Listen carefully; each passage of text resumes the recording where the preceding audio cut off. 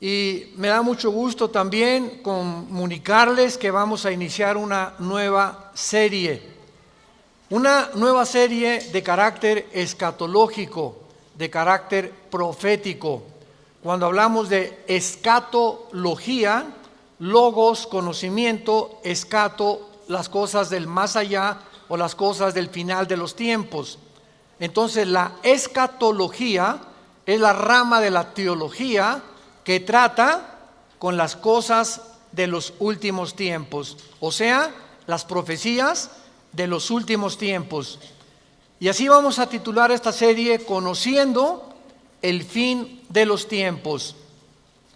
No cabe duda, damas y caballeros y santos de Dios, que estamos rodeados hoy, más que nunca, de un sinnúmero de eventos políticos, filosóficos, climatológicos, religiosos, amenazadores.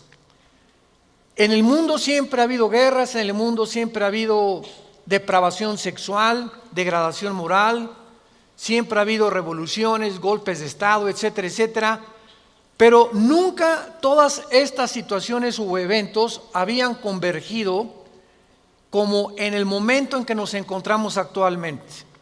Si hiciéramos un breve panorama geopolítico alrededor del mundo, nos damos cuenta, ¿verdad?, que de México hasta abajo, hasta la Patagonia, están las naciones latinoamericanas e iberoamericanas ardiendo, por todos lados protestas, en Hong Kong protestas, en Irak protestas contra el gobierno. En Estados Unidos un clima que se está viviendo de demasiada tensión, donde quieren destituir a un presidente, etcétera, etcétera. El Medio Oriente ni se diga, continúa con el conflicto aumentando acerca de quién controla el petróleo, quién controla el Golfo Pérsico.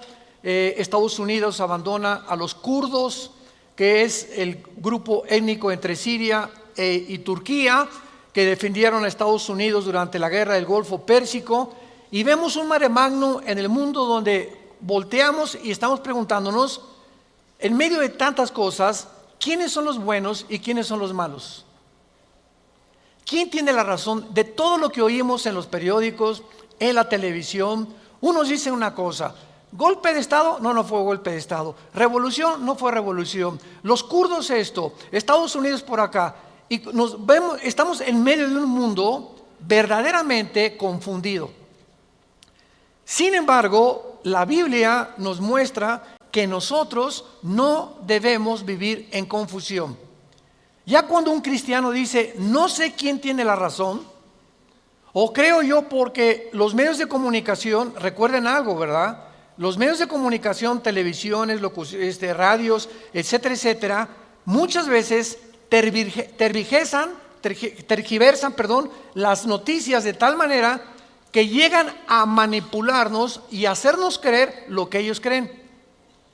Entonces, dependiendo quién está detrás de los medios de comunicación, qué ideologías o qué filosofías o quiénes son los dueños de CNN o de BBC News o de Fox News, etcétera, etcétera, o en México, dependiendo quién se encuentra detrás, es la clase de mensaje que envían. Y cuando nosotros oímos en Fox News una cosa que contradice CNN otra cosa, y otros periódicos de México dicen una cosa y otro periódico dice otra cosa, llegamos a preguntarnos, ¿quién dice la verdad? ¿No es verdad? Realmente, ¿quién dice la verdad? ¿En qué mundo nos encontramos? Realmente, ¿cómo podemos nosotros afianzarnos? Es como si estuviéramos en un barco que se está hundiendo y nos hemos echado fuera de la borda, como cuando el Titanic en 1910-12 se estaba hundiendo. Nos aventamos al mar y nos agarramos de un salvavidas. Y ahorita así está el mundo. Estamos tratando de buscar un salvavidas, algo que nos dé seguridad, algo que ya no produzca tanta tensión en nuestras vidas, tanta angustia, porque el mundo vive angustiado. Hay demasiada ansiedad. La enfermedad número 1 que la Clínica Mayo en Rochester y el Hospital Hopkins en Estados Unidos que son las dos clínicas médicas más respetadas que hay en el mundo en cuanto a evaluaciones y a sugerencias médicas, coincidieron hace algunos años en que el factor común denominador o la causa número 1, escúcheme con mucho cuidado, este es un dato que viene de clínicas médicas, no cristianas, la causa número 1 de las enfermedades mentales y físicas del ser humano en el siglo XXI es el estrés. El estrés es un estado de angustia, un estado de tensión, de ansiedad interna que no te deja vivir y que te hace que estés enojado contra el gobierno, enojado con tu papá, con tus hijos, etcétera, etcétera. Ves a toda la gente con recelo, no confías de nadie, te vuelves amargado, te vuelves amargada, y es el estado interno al que el ser humano está llegando porque hay demasiados conflictos en el mundo, demasiadas noticias. Estamos oyendo con el iPhone qué pasó en Irak, qué pasó en el Medio Oriente, qué pasó por acá, mis amigos, mis amigas, y llega un momento en que el ser humano ya no tiene paz. Ayer en el Congreso de Pastores que tuvimos en México, llegaron una familia a consultarme. Él es pastor, su esposa lo acompaña hace mucho tiempo, y me dice: Armando, quiero decirte una cosa. Tenemos un programa de televisión en Sudamérica y un programa de radio. Y el otro día estaba radiando unas noticias, me dice la esposa, y ¿sabes una cosa? Que de repente se me olvidó todo. Entré en un estado de amnesia en el que ya no sabía ni quién era yo. Algo me pasó en las neuronas de mi cerebro que se me fueron todas las ideas. Y duré como 1 o 2 días. Mi esposo asustadísimo, ¿qué me habrá pasado? No fue un golpe, no tuve un trauma, y se me fueron todas las ideas. Inmediatamente le contesté y le dije: eres una mujer demasiado estresada. Y hay una autora inglesa que les recomiendo, ahorita mi esposa está devorando todos sus libros, que se llama Carolina Leaf, L-E-A-F, Leaf. Esta autora inglesa es neuróloga, pero es cristiana, y está haciendo los últimos descubrimientos del cerebro, de las neuronas, de la manera como afecta el estrés. Y en ese momento, cuando tú estás demasiado estresado y tienes demasiadas presiones, y los niños, y el esposo, y el falta de trabajo, y el buen fin, o lo que tú quieras mencionar, algo le pasa. Las neuronas son interconexiones eléctricas que tenemos, pero millones de células dentro del cerebro, y un solo alambrito por la presión mental, por falta de vacaciones o de que no aprendes a relajar tu mente, etcétera, etcétera, provoca amnesia, provoca enfermedades mentales y puedes llegar inclusive a la locura. Esto es impresionante, porque es como un árbol lo que tenemos aquí adentro. Y ella está descubriendo que cuando tienes pensamientos negativos, las neuronas se unen más rápido. Esto es increíble porque así nos diseñó Dios. Y cuando tenemos pensamientos negativos, las neuronas comienzan a tratar de desconectarse y vienen zonas negras en el cerebro que te impiden pensar coherente y lógicamente. Qué interesante que Filipenses 4:8 diga en la Biblia: en esto pensad, todo lo que es bueno, todo lo que es justo, todo lo que es buen hombre, ocupa tu mente pensando cosas positivas. Porque la gente que está continuamente pensando el mal, o qué mal hacer, o estar negando a Dios en su mente, algo afecta las neuronas del cerebro científicamente. Y cuando venimos a la Biblia nos damos cuenta, ¿verdad?, que se están derrumbando todas las ideologías. El comunismo ya no es el comunismo, porque el comunismo que yo practiqué, por ejemplo, ustedes muchos saben que antes de que yo fuera cristiano, fui comunista, fui ateo. A los 12 años me decepcioné de la religión que nos inculcaron y llegué a negar a Dios. Las religiones son un engaño, todas quieren explotar a la gente. Estos eran mis pensamientos. Tenía el Che Guevara arriba de mi cuarto con un póster inmenso de él, y Marx y Engels y Lenin, etcétera, etcétera. Y para mí ese era mi mundo y era lo que yo creía era la respuesta, un sistema ideológico para poder cambiar la sociedad.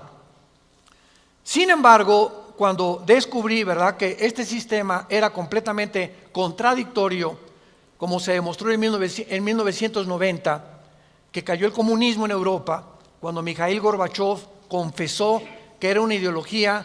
Para que seas comunista, número 1, tienes que ser ateo. Escúchame con mucho cuidado. Número 2, tienes que ser darwiniano. O sea, tienes que creer que al morir no hay nada, que vas a la tierra y que no hay Dios y ahí acabó. No hay otra vida, no hay mundo espiritual, no hay ninguna otra dimensión. Número 3, tienes que ser humanista, no humanitario, humanista. O sea, tienes que creer que el hombre tiene las respuestas para sus problemas. Ese es el humanismo. Cuando creemos que nosotros podemos resolver la pobreza, las injusticias, etcétera, etcétera. Que es la historia del fracaso de la Liga de las Naciones Unidas, la OTAN, la OEA, llámale como quieras. El hombre es incapaz de resolver los problemas que van más allá de nuestra capacidad para resolverlos. Ese es el humanismo. Entonces, si no hay esta plataforma, no eres comunista, es una mentira. Y ahora los últimos comunistas o los últimos demócratas o los últimos que han tratado de implementar diferentes sistemas de pensamiento, se dan cuenta que están ya mezclando una ideología, comunismo con democracia, con capitalismo, porque no ha funcionado. Porque es la confusión a la que hemos llegado. Y como dijo Don Teofilito, en México ni lo podremos alcanzar jamás. Porque no hay ningún sistema de gobierno perfecto. Decía Winston Churchill, entre los sistemas de gobierno, el mejorcito es la democracia, pero no es perfecta tampoco. ¿Por qué? Porque somos seres humanos que necesitamos a Dios. Necesitamos a Dios. Necesitamos una guía, necesitamos un manual, necesitamos una luz. Y por eso el mundo está perdido completamente.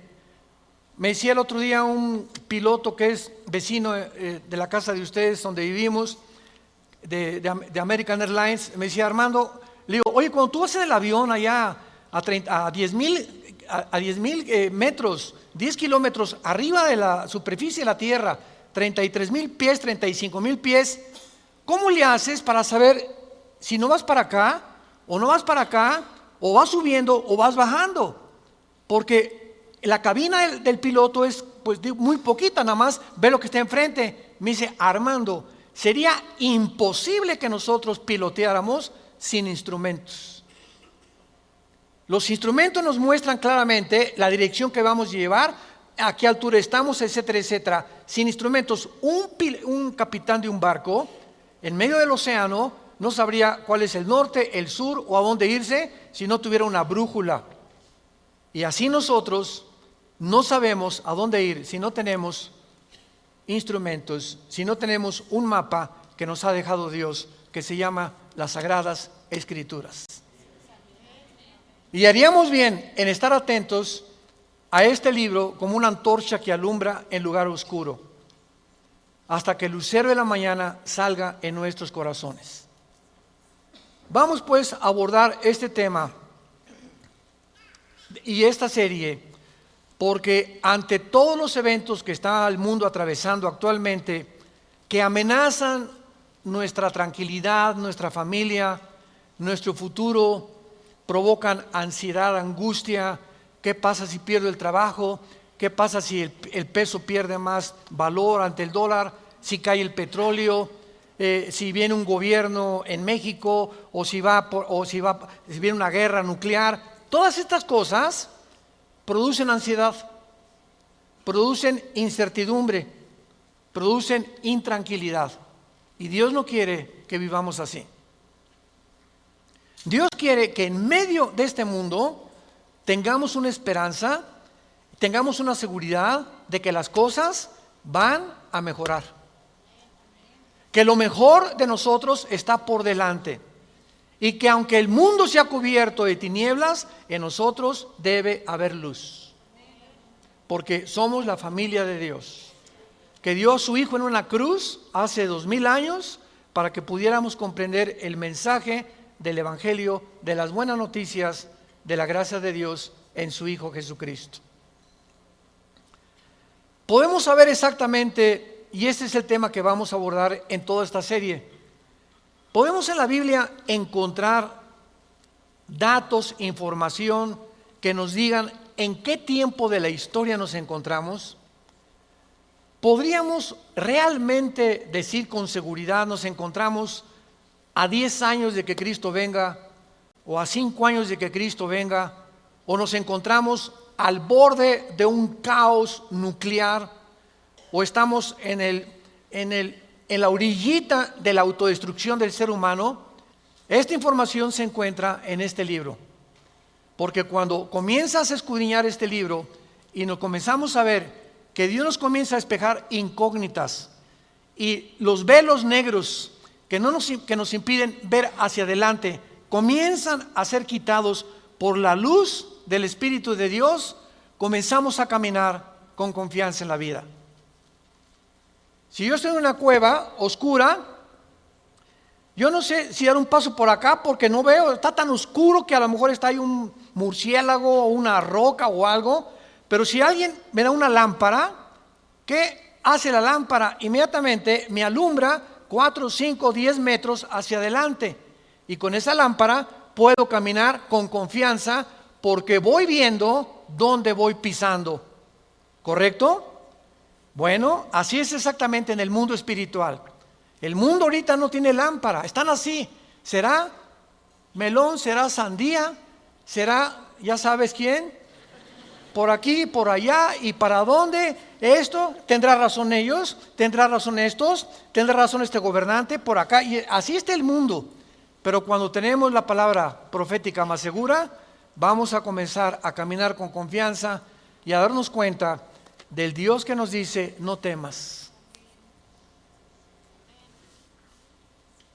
No temas, estoy contigo, nunca te dejaré, nunca te voy a abandonar. Estaré contigo todos los días hasta el fin del mundo. Y aunque se cierren los cielos aparentemente y la oscuridad, la tierra esté cubierta de ella, mientras más oscuro, las estrellas se ven mejor. Mientras más oscuro, vamos a tener más luz, porque vamos a poder brillar en medio de las tinieblas. Claro que la Biblia nos va a revelar todos estos sucesos y calamidades antes de que sucedan, para que cuando sucedan corroboremos, comprobemos, confirmemos que Jesús tuvo realmente la razón y que Él es el Hijo de Dios. Y esto es lo que nos da la fortaleza, las convicciones, porque lo que más se necesita ahorita en el mundo es seres humanos con convicciones profundas en sus vidas, con mucha integridad para vivir. Y cuando tú eres una persona de una sola pieza, como dijo Pablo, yo sé en quién he creído, ya no te engaña la gente. Ya no te engañan las películas, no te engaña la televisión, no te engañan las noticias, porque tu fe está bajo una roca. Estás parado en un fundamento inconmovible. Y este fundamento es la palabra de Dios. Vayamos a ver algunos pasajes. En primer lugar, en el capítulo 46 del libro de Isaías. Si no traes la Biblia, por eso estás así. Con razón. En Isaías capítulo 46, versículo del 9 al 10, veamos algunas respuestas anticipadas que este profeta hace 2700 años escribió.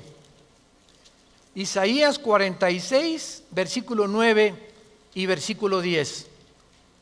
Dice Dios: acuérdense de las cosas pasadas desde los tiempos antiguos, porque yo soy Dios y no hay otro Dios, y nada hay semejante a mí, que anuncio lo porvenir desde el principio y desde la antigüedad, lo que aún no era hecho, que digo, mi consejo permanecerá y haré todo lo que quiero.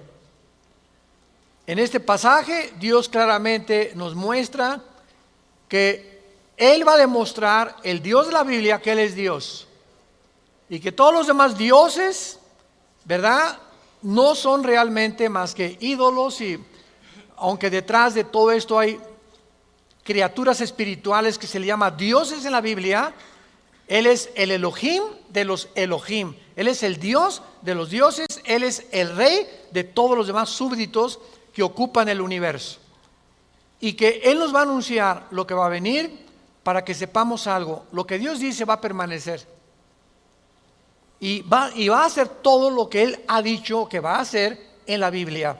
Veamos otro pasaje en el Nuevo Testamento, en Primera de Juan. Antes del Apocalipsis está Primera de Juan, para que no andes por el Éxodo.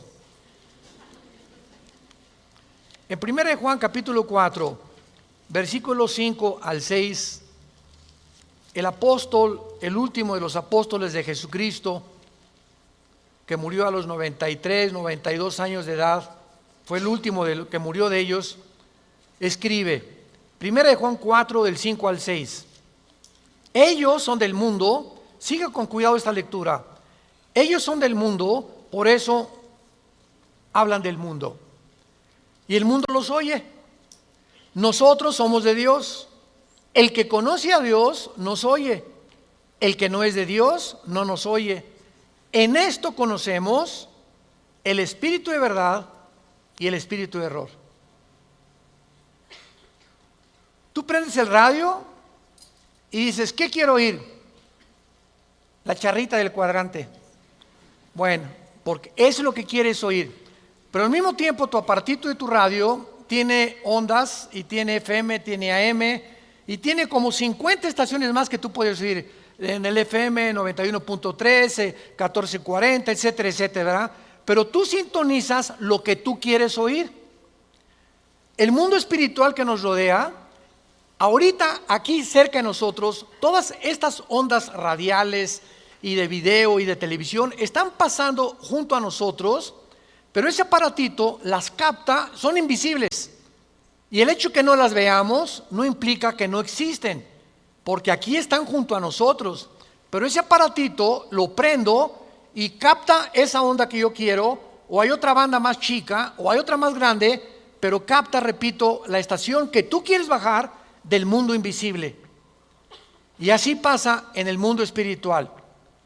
¿A quién quieres oír? ¿A Buda? ¿A Marx? ¿A Che Guevara? ¿A Lenin? ¿A los brujos? ¿A los astrólogos? ¿A quién estás sintonizando en tu mente? Ellos son del mundo. Si tú eres del mundo, vas a oír a los líderes del mundo, a los religiosos, a los brujos, a los que te han prometido que tienen alguna verdad. Y por eso tu vida está como está. Pero si tú quieres sintonizar la frecuencia de Cristo, entona a Cristo en la Biblia. Entonces, por la forma y a quienes oímos, podemos confirmar si somos o no somos hijos de Dios. El que es de Dios, oye a Jesús. Mis ovejas, Juan 10, oyen mi voz y me siguen, y yo les doy la vida eterna. Y no oirán la voz del falso pastor. Y aquí se trata de tu destino eterno, de tu familia, de tu matrimonio, de tus hijos. Tienes que aprender a discernir la voz de Jesús. En medio de tantas voces en la televisión, en los programas, en los radios, en libros que hay que nos rodean por todos lados, ¿a quién estás oyendo? ¿A quién estás leyendo? ¿Qué tipo de lectura tienes?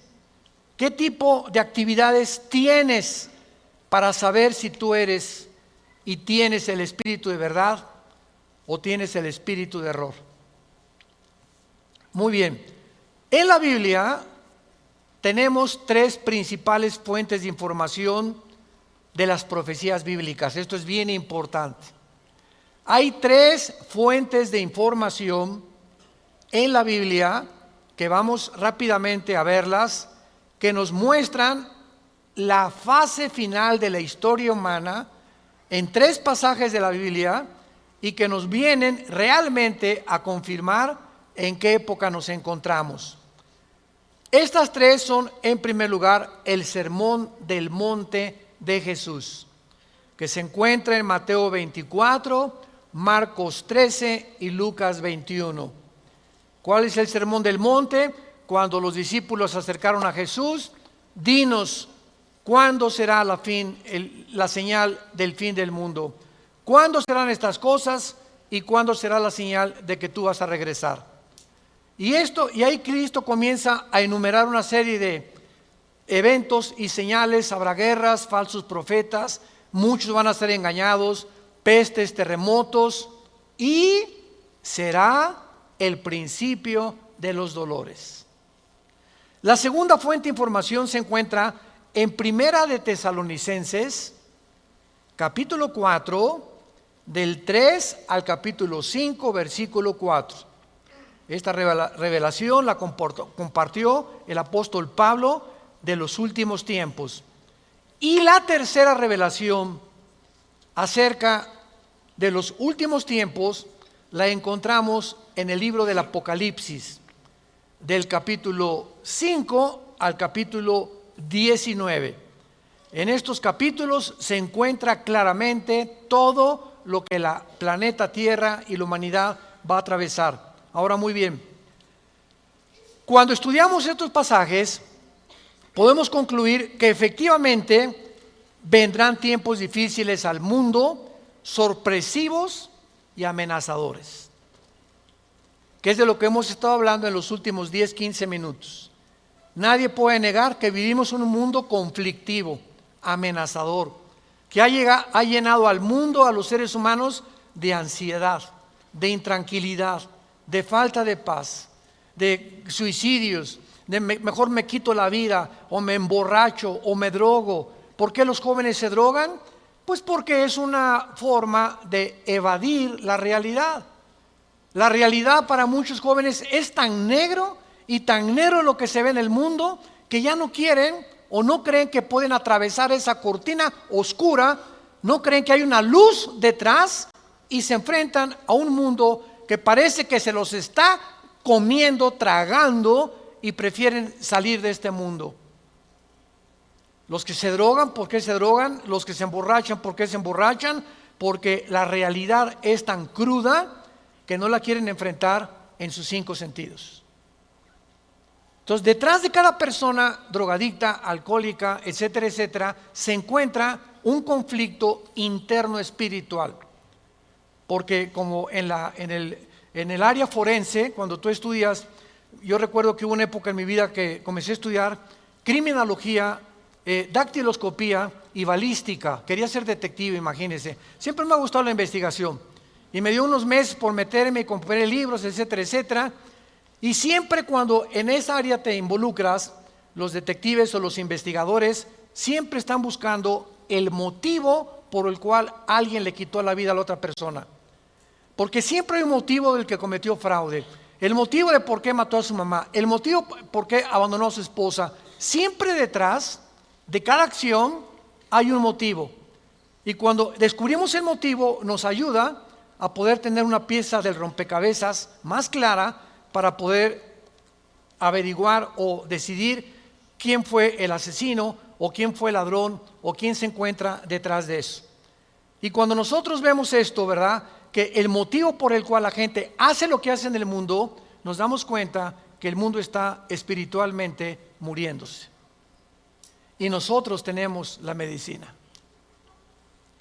Qué triste que tengas compañeros en tu escuela que estén tan confundidos que no les has hablado jamás de Cristo, que tengas amigos que haces negocios con ellos, que tengas un taller de carpintería, de plomería, o eres mecánico o abogado en tu bufete o un médico, y la gente a tu alrededor, vemos a la gente,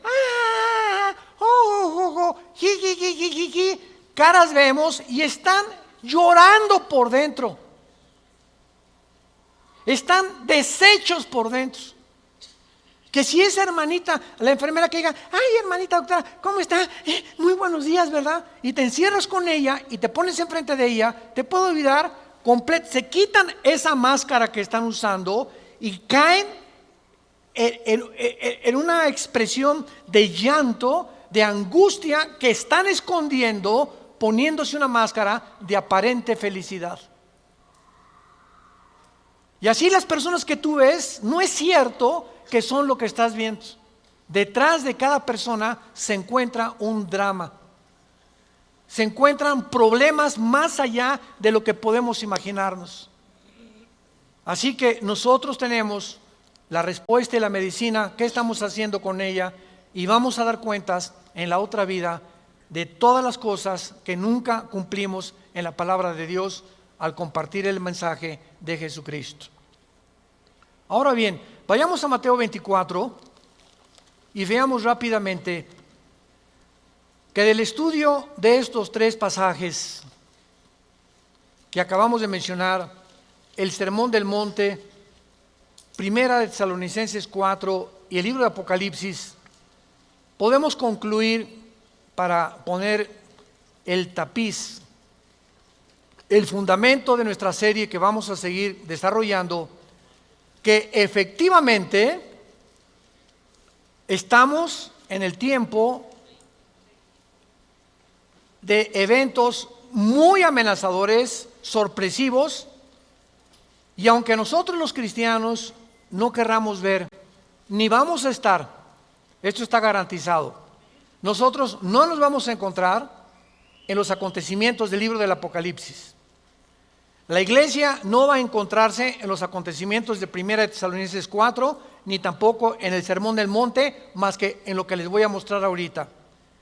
Y no vamos a ver nosotros el Armagedón. Creo que no vamos a conocer tampoco al Anticristo, pero hay algo que vamos a atravesar para que nos vayamos preparando y para que entendamos que para poder enfrentar lo que se viene se necesita carácter.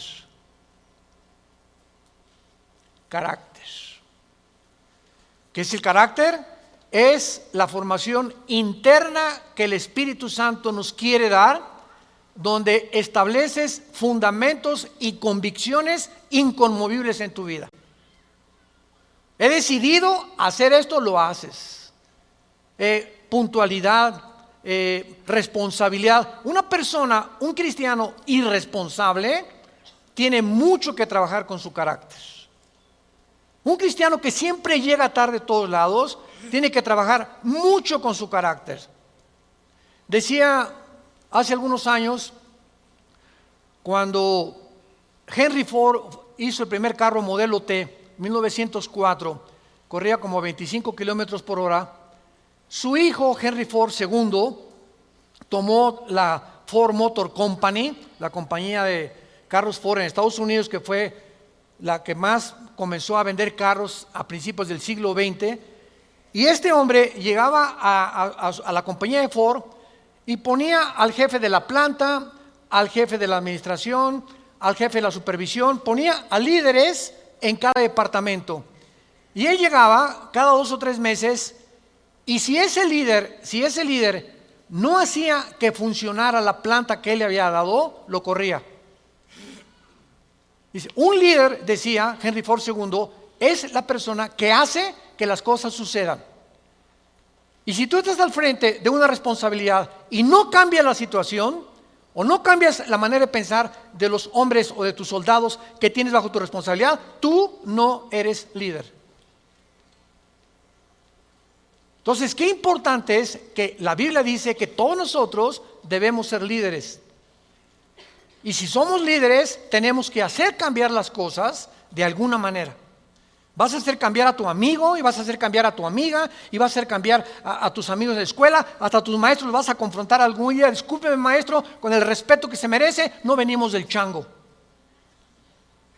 La evolución es una teoría que está completamente destituida desde que descubrieron el ADN en 1954. Por favor, actualícese más, maestro. Entonces, cuando comenzamos a entender eso, es cuando comenzamos a comprender que este mundo, dice la Biblia, la mayoría serán engañados.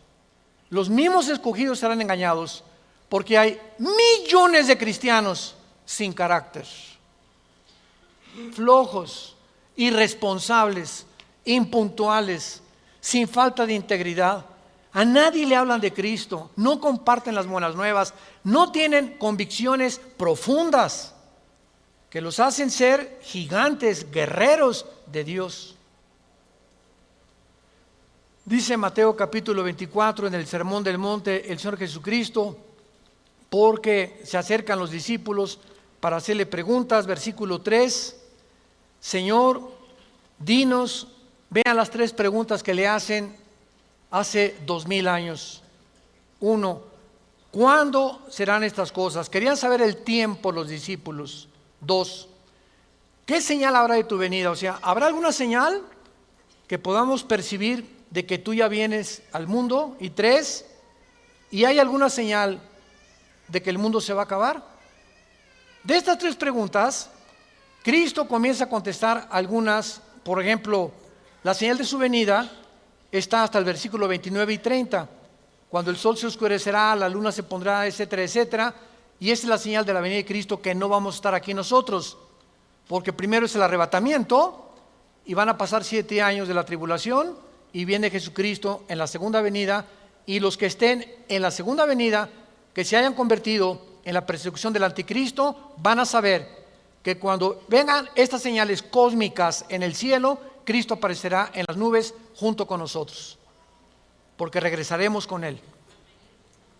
Pero lo que me interesa compartirles es el versículo 6 en adelante, que es lo que nos atañe a la generación que estamos viviendo. Oirán de guerras y rumores de guerras. Miren que no se turben, porque es necesario que todo esto acontezca, pero aún no es el fin. Porque se levantará nación contra nación y reino contra reino, y habrá pestes y hambres y terremotos en diferentes lugares. Muy bien, si leemos solamente el versículo 6, oirán de guerras y rumores de guerras, toda la historia han sido esto, ¿no es verdad?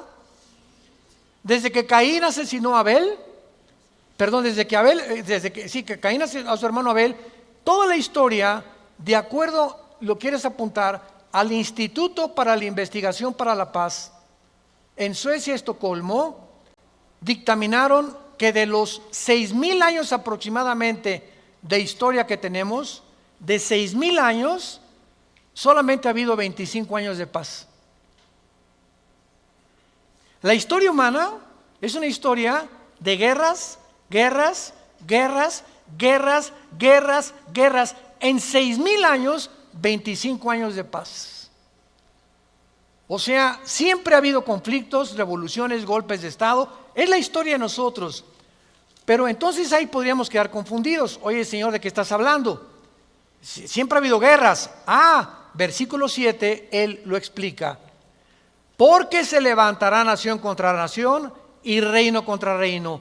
Esto, una guerra mundial, una guerra de carácter internacional, donde se involucraron 3 o 4 naciones contra 3 o 4 o 5 naciones, nunca sucedió hasta 1910, la Primera Guerra Mundial. Ahí fue la primera vez en la historia que sucede una guerra de carácter internacional a través de toda la historia. Y casi 30 años después, la Segunda Guerra Mundial. Entonces, con esto nos situamos nosotros en una plataforma bastante sólida y podemos entender que cuando Jesús dice, se levantará nación contra nación y reino contra reino, y habrá pestes, porque las guerras producen pestes, plagas, ¿verdad? Enfermedades, calenturas, hambres, terremotos. Señor, siempre ha habido terremotos, ok, claro, siempre ha habido terremotos, pero de acuerdo al Instituto Sismológico de Boulder, Colorado, que es uno de los institutos más prestigiados en el mundo para detectar terremotos, desde 1976 hasta el 2010 han aumentado 70% los terremotos en el mundo. 70% han aumentado. Eso es lo que Cristo está diciendo, que iban a aumentar cada vez más los terremotos, etcétera, etcétera. Versículo 8. Y todo esto, aquí es donde nos encontramos ahorita. Nos encontramos en el principio de los dolores. Nos encontramos en un mundo donde el matrimonio ya está dejando de existir. En un mundo donde el ser humano está contagiado e infectado filosófica, religiosa, política, económicamente. Unos voltean por acá, ¿dónde estará la solución? Voltean a sus ídolos, otros consultan muertos, otros consultan espíritus, otros etcétera, etcétera. Es impresionante a donde el mundo se encuentra actualmente. Impresionante. Y esto es precisamente lo que Jesucristo nos quería decir para que estemos preparados. Ahora, muy bien, después de estos principios de dolores, nos vamos. Adiós, mundo cruel. Adiós, mi perro fido. Adiós, adiós, mundo cruel. Ya nunca te veré. Después de este principio de dolores, van a aumentar, imaginémonos, van a aumentar las catástrofes en el mundo y los terremotos y las plagas y las pestes y la confusión, que va a estar el mundo en un estado tan grande de confusión que va a pavimentar el camino para que se levante un hombre en el Medio Oriente que la Biblia le llama la bestia. De todos los animales que el Espíritu Santo buscó, las hienas, los leopardos, los osos, los leones, depredadores, no encontró el Espíritu Santo un nombre, un adjetivo para designar a este hombre, y por eso simplemente la Biblia le llama una bestia, un depredador, cruel, sanguinario, y su otro nombre es el anticristo. Todos los dictadores, síganme con cuidado, de la historia, todos han surgido de un mundo caótico. El caldo de cultivo para producir un dictador es que la situación se encuentre aparentemente sin solución. Corrupción, oscuridad, etcétera, etcétera. Y en medio de esto surgen hombres prometiendo mejorar las cosas. Hitler entró democráticamente. Stalin entró democráticamente. Saddam Hussein entró democráticamente. No es verdad que entren a través de un golpe de Estado los líderes, la mayoría entran a través del pueblo, pero una vez que el pueblo los levanta, a ver quién los quita. Y en medio de esto es cuando el mundo va a ver en Europa que va a estar una oscuridad total en Europa. Ahorita la salida de Inglaterra de la Unión Europea, el Brexit famoso. Ahorita en Europa ya no existe, damas y caballeros, santos de Dios.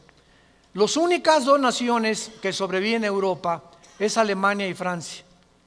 España, Portugal, Grecia e Italia están hundidas económicamente, sin dinero para poder levantarse. Y no hay ninguna esperanza para estas naciones. Había el Fondo Monetario Internacional que lo estaba manejando Alemania, se les acabó el dinero ya. Y Francia está ayudando un poquito a Alemania. Y gracias a Dios que en Alemania la ministra Angela Merkel es cristiana. En todo el mundo es la única líder que sus padres fueron pastores, y ella dijo en enero de este año: Europa tiene que regresar a Dios. Entonces Alemania está sobreviviendo, Inglaterra se está yendo sin los impuestos que le pagan las naciones a la Comunidad Europea o a la Unión Europea, ya no va a haber forma de sostener una Unión Europea, que era el sueño de los europeos después de la Segunda Guerra Mundial. Y está el campo preparado para que surja el hombre, la bestia, el anticristo, el hijo de perdición, que la Biblia profetiza que se va a levantar y va a traer soluciones al mundo, va a resolver problemas de la pobreza, de la economía, de la política, ideologías, y el mundo se va a asombrar porque este hombre no va a ser un hombre normal. Va a ser un hombre poseído por un principado satánico. Lo hemos visto en otras conferencias en el libro del Apocalipsis. Ya no nos da tiempo para eso. Pero va a ser un hombre que va a hacer milagros sobrenaturales. Y va a tener a un compadre que en Apocalipsis 13 se le llama el falso profeta. Que va a ser, fíjense, un líder religioso unido a un líder político. El líder político, el anticristo, va a usar a un líder religioso para que el líder religioso convenza al mundo de ponerse la marca el 666. Y cuando el líder religioso convenza al mundo y haga milagros, este líder religioso, el anticristo lo va a matar. Y va a deshacer la ciudad de donde salga el líder religioso, y el anticristo a la mitad de los 3 años y medio va a proclamarse. Según Tesalonicenses capítulo 2, del 3 al 4, se va a proclamar que Él es Dios. Va a entrar al templo judío, va a violar el templo judío y va a hacer que el mundo lo adore como Dios. Pero, ¿será eso posible? ¿Que pueda llegar la humanidad a tal grado de adorar a un hombre como Dios? La historia nos enseña que el hombre no aprende la historia. ¿Se acuerdan de esa frase? Y el que no conoce la historia está condenado a repetirla. ¿Qué pasó con los césares romanos? Los césares romanos mandaron a la gente que los adoraran como dioses. Y los césares romanos se erigieron como dioses. Calígula mata a su familia. Nerón tenía de amante a un niño de 10 años. Era una depravación impresionante. Cuenta la historia que cuando un emperador romano estaba en el Coliseo, cuando vayan a Roma, vayan al Coliseo, es impresionante ver el Coliseo romano. Todavía en el Coliseo romano, cuando vayan a Roma, las manchas de la sangre de hace 2000 años, de los mártires que mataron los leones y quemaron vivos y que arrastraron, ahí están todavía las manchas de la sangre que las han mantenido. Bueno, pues cuenta la historia, ¿verdad?, que estaba el César en un coliseo, en el Coliseo romano, y entonces todo el mundo se tenía que hincar y decirle, salve César. Y un hombre se quedó parado, que aparece en Apocalipsis con el nombre de Antipas. Y entonces se quedó parado y el César le dijo a un centurión, ve por favor y ve que es esclavo, ¿por qué no se hinca? Y el centurión romano fue con Antipas, le dijo, Antipas, tienes que hincarte porque si no te van a matar. Y entonces y además le dijo el centurión, te van a matar y ¿no ves que todo el mundo está contra ti? ¿No ves que tú eres el único? Y Antipas contestó, dile al César que si todo el mundo está contra mí, yo estoy contra todo el mundo, porque así murió mi Señor. Lo quemaron vivo en un balde grandísimo de aceite hirviendo. Y por eso Cristo le llama en Apocalipsis mi testigo fiel. Va a llegar un momento, santos de Dios, en que el mundo va a estar contra nosotros y ahí se van a denotar tus convicciones. Y si tus amigos están contra ti y tu familia está contra ti y el mundo está contra ti, nosotros estamos en contra de ellos. Porque nuestra fidelidad es al Hijo de Dios por los siglos de los siglos. Te damos gracias, Señor, por tu palabra.